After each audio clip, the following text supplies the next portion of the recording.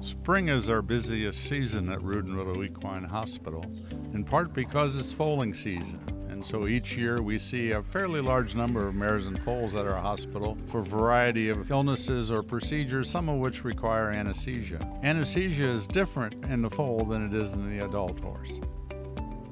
They're smaller, their depth of anesthesia tends to go up and down more rapidly. They're not as physiologically mature as an adult horse would be. So they have some special challenges within that. As you can see, it takes quite a team effort to anesthetize a foal. We leave the foal with the mare up to the point of induction of anesthesia because we want it to be as stress-free an environment as we can have. We sedate the mare and position the foal for induction of anesthesia, and typically we'll use intravenous induction agents in order to better time the period of the anesthetic induction. As the drugs are taking effect, we tip the foal onto the surgery table, remove its halter because we're worried about pressure on the lower side of the face, and we'll swing the table to position it for the procedure that we're going to do. Endotracheal intubation is fairly simple in the foal. We extend its head and we pass the endotracheal tube through the mouth into the trachea. We then seal the airways so that we can deliver oxygen and the anesthetic gas via the anesthetic machine, which is a size similar to what would be used in people or a large dog.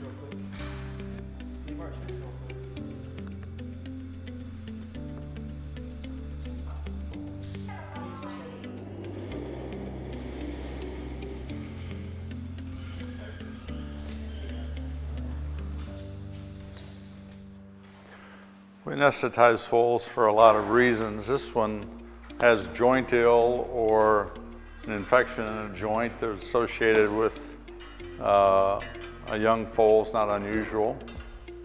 And so we irrigate the joint in order to reduce the bacterial count and instill antibiotics into the joint to rid the joint of the infection. So it's hard to do this in a standing foal because they tend to lay down, and it just makes the procedure more difficult. So we'll anesthetize them sometimes once, sometimes 3 times. It's very variable depending on how well the foal responds to the treatment. Foal's been intubated, it's receiving isoflurane as an inhalant anesthetic, and it's breathing spontaneously, as you can see by its chest wall and abdominal movement, and all this is very normal for a foal under anesthesia. Foals are in some ways a challenge because they're less handled than adult horses, so they're less used to people, but at the same time their smaller size makes them easier to restrain and move around as we are now. We're going to put the foal into dorsal recumbency or on its back to facilitate irrigation of the joint. Monitoring is the most important part of safe anesthesia in the horse. We use a combination of our senses and technology to keep the foal safe while it's anesthetized. Here you can see a display of the arterial pressure pulse and electrocardiogram, things we monitor on almost every foal that we anesthetize. But we also use our senses to look at the capillary refill time and check the eye reflexes at least every 5 minutes and make a recording of what we found.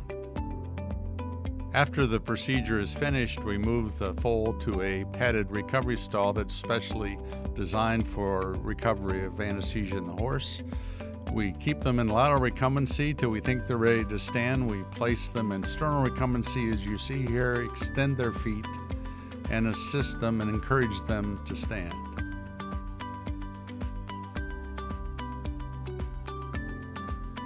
While we're making sure that the foal can safely walk, we rub it down to dry it as best we can, especially in cooler weather.